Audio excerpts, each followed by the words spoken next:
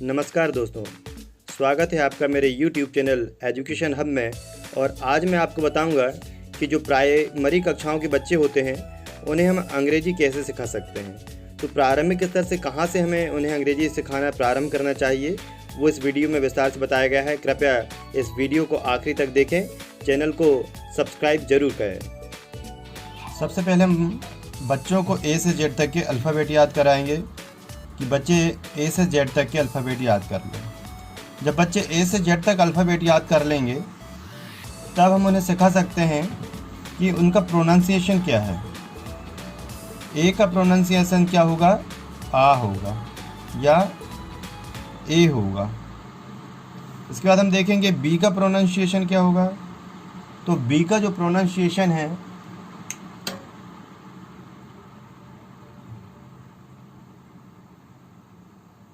B का pronunciation होगा बा।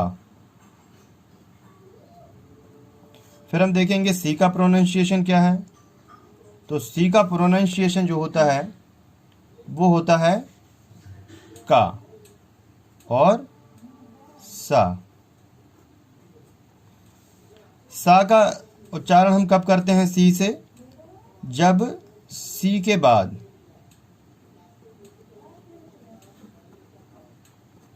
आई ई वाई ये आए तो सी का उच्चारण का ना होकर सा होता है।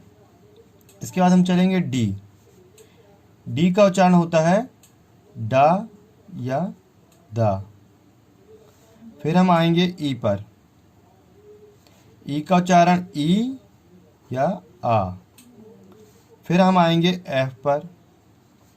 एफ का उच्चारण फा। फिर हम आएंगे जी पर।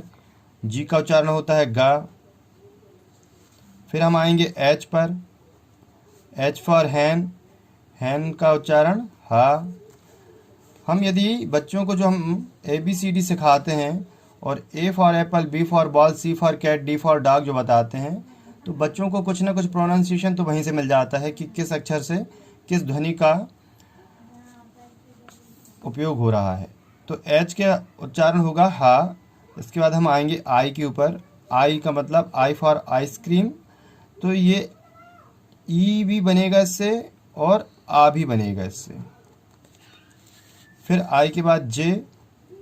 जे का उच्चारण होगा जा। जे फॉर जग जा। उसके बाद आएगा के। के का उच्चारण के फॉर काइट का। फिर आएगा एल। एल फॉर लाइन ला। फिर एम। एम का उच्चारण होगा माँ। फिर एन। एन का उच्चारण होगा ना। फिर ओ। ओ का उच्चारण भी जो है वो होगा सबसे पहले तो ओ ही होगा और फिर आ होगा, क्योंकि जितने भी वॉवल्स हैं इंग्लिश में, चाहे ए हुआ, ई हुआ, आई हुआ, ओ हुआ और यू हुआ, इनके उच्चारण जो होते हैं वो उनके तो खुद के होते हैं, साथ में उनके साथ आ भी यूज़ हो जाता है कुछ में। फिर एल एम एन ओ के बाद पी। पी का उच्चारण पी फॉर पैरेट पा। फिर क्यू। क्यू का उच्चारण क्वीन आधा का। आर। आर का उच्चारण रा। आर फॉर रोज। फिर एस। एस का उच्चारण सा। एस फॉर सन। फिर टी।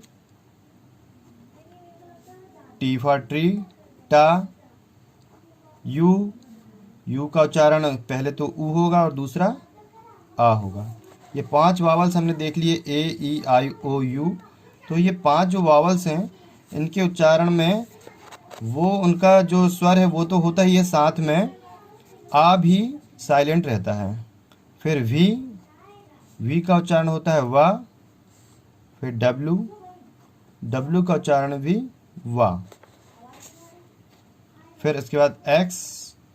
एक्स का उच्चारण होता है एक्स फॉर एक्सरे। एक तो एक्स होता है और दूसरा होता है हिंदी का छा। फिर उसके बाद वाई।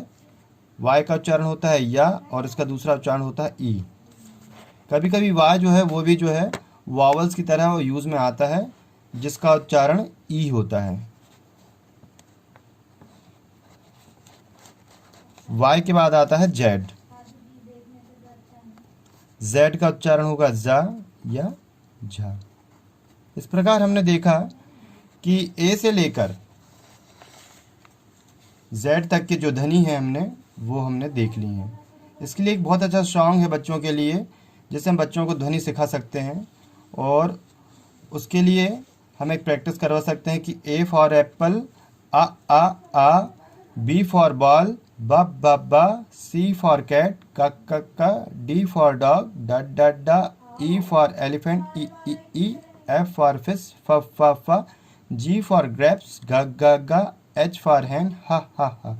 इस प्रकार जो है वो बच्चों को ध्वनियों से पहचान करवा देंगे कि किस अल्फ़ाबेट की क्या ध्वनि निकलती है। अब हम एक एग्जाम्पल देखते हैं कि हमने यदि यहाँ पर लिखा CAT, अब हम बच्चे से कहेंगे कि इसको पढ़ के बचा। अब बच्चा पढ़ने की कोशिश करेगा, हम उसे बताएंगे कि जो सी है, सी का जो उच्चारण होता है वो होता है का, और जब हम उसमें ए लगाया हुआ है तो ए का उच्चारण होता है आ और ए, तो इसका अपन लिखेंगे ए। और टी का उच्चारण होता है टा। तो कुछ हद तक बच्चा क्या होगा कि वो CAT केट पढ़ना सीख जाएगा। फिर हम एक और एग्जाम्पल देखते हैं। हमने लिखा DOG। हम बच्चे से पूछेंगे डी का उच्चारण क्या होता है। बच्चा देखेगा तालिका में कि डी का उच्चारण होता है डा। बच्चा यहाँ डा लिखेगा। फिर हम देखेंगे ओ की तालिका में जाएंगे। हमने कहा कि ओ का क्या होता है, ओ, है ना। तो यहाँ पर ओ और आ होता है। हमने यहाँ पर आ लिखा है। बच्चे से हम ये कहेंगे कि जब डॉग बोलते हैं उस समय हम डोग नहीं बोलते हैं, उसको डॉग बोलते हैं। तो यहाँ पर एक हल्का सा ये चांद लगेगा और ये गा छोटा गा। तो ये ओ से ओ का उच्चारण भी होता है और आ का उच्चारण भी होता है। तो ये DOG डॉग होगा। अब हम एक और देखते हैं PEN। बच्चे से पढ़ने के लिए कहेंगे। बच्चा पहला अक्षर देखेगा, पी से क्या बनता है, पी से बच्चा बताएगा पा बनता है। फिर हम देखेंगे ई से, तो ई से जो है ई और आ बना। यहाँ पर हमें ए और जोड़ना पड़ेगा, क्योंकि ई से जो है जब हमें हिंदी की मात्राएं पढ़ते हैं तो ई से जो है ए का उच्चारण होता है। तो PEN, पा में की मात्रा पे, ना छोटा ना, पेन। इस प्रकार हम कुछ हद तक बच्चों को जो है वो स्पेलिंग के उच्चारण के माध्यम से उनको स्पेलिंग पढ़ना हम सिखा सकते हैं कि किस प्रकार वो स्पेलिंग का उच्चारण करें कि CAT cat, DOG dog, PEN pen. यहाँ पर यह है कि कुछ हद तक बच्चा जो है वो इंग्लिश के अल्फ़ाबेट सीख जाएगा और अल्फ़ाबेट से पढ़ना भी वो सीख जाएगा।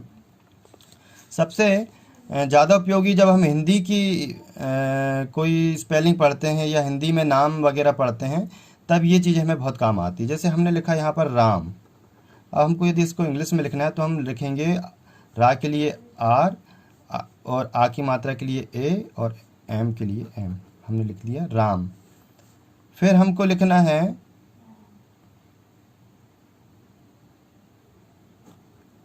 कलम। 3 अक्षर आ हैं, का, ला और मा।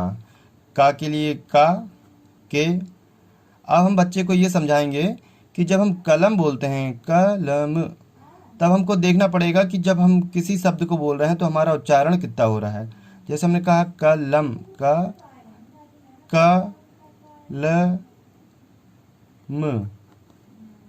कलम। माँ का बहुत कम उच्चारण हुआ, इसलिए माँ के पीछे हमने कोई भी वॉवल्स नहीं लगाया है। का के लिए सपोर्टिंग वॉवल्स हमने दिया है का, क्योंकि यदि हम ए नहीं लगाएंगे तो ये जो का है वो आधा कहलाएगा, है ना। जब हमने ए लगाया तो वो हो गया क, फिर ल, म। तो जितना उच्चारण हम करते हैं किसी भी अक्षर का, उस उच्चारण के हिसाब से हम उसमें वॉवल्स लगाते हैं, ध्वनि देख के लगाते हैं। फिर हमको यदि लिखना है कमला। अब हम देखेंगे यहाँ पर कि का की ध्वनि कितनी है, माँ की ध्वनि कितनी है और ला की ध्वनि कितनी है। तो क, म, माँ की ध्वनि बहुत कम आ रही है और ला, कमला। यहाँ पर देखें आप कि का की ध्वनि थोड़ी ज़्यादा है, माँ की ध्वनि बिल्कुल कम है, फिर यहाँ ला की ध्वनि तेज हो गई है, कमला। इस प्रकार हिंदी के अक्षरों को लिखने के लिए, जब हम किसी हिंदी नाम के स्पेलिंग लिखेंगे तो ये जो हमने पद्धति अपनाई है, ट्रिक अपनाई है, ये बहुत सहज और सरल हो सकती है। इसके बाद बच्चों को 2-3 हम एग्जाम्पल देंगे, ऐसे उदाहरण देंगे कि आप ये हल करके बताएं। जैसे कि आप रानी लिख के बताएं कि रानी को इंग्लिश में कैसे लिखेंगे, राजा को अंग्रेजी में कैसे लिखेंगे। इस प्रकार कुछ हम वर्ड देंगे बच्चों को, और बच्चे इन वर्ड्स को जो हैं वो इंग्लिश में करके लिख के बताएंगे कि इंग्लिश में इसकी स्पेलिंग कैसे लिखेंगे। इसके बाद जब अगला नेक्स्ट हम बच्चों को समझाएं तो वो हम जाएंगे इंग्लिश की 12 खड़ी पर, कि इंग्लिश की 12 खड़ी जो होती है वो हिंदी की 12 खड़ी से इंग्लिश की 12 खड़ी कैसे बनाते हैं। जब दूसरे चरण में हम उसको 12 खड़ी समझाएंगे बच्चों को, उसके बाद बच्चे जो हैं वो बहुत अच्छे से समझ पाएंगे। यदि ये वीडियो आपको अच्छा लगा हो तो इसको लाइक करें, शेयर करें और चैनल को सब्सक्राइब करें। इसके आगे के चरणों में मैं आपको बताऊंगा कि अंग्रेजी की जो 12 खड़ी है वो हम कैसे बना सकते हैं, और अंग्रेजी की 12 खड़ी से हम कैसे किसी स्पेलिंग को लिख सकते हैं। Thank you.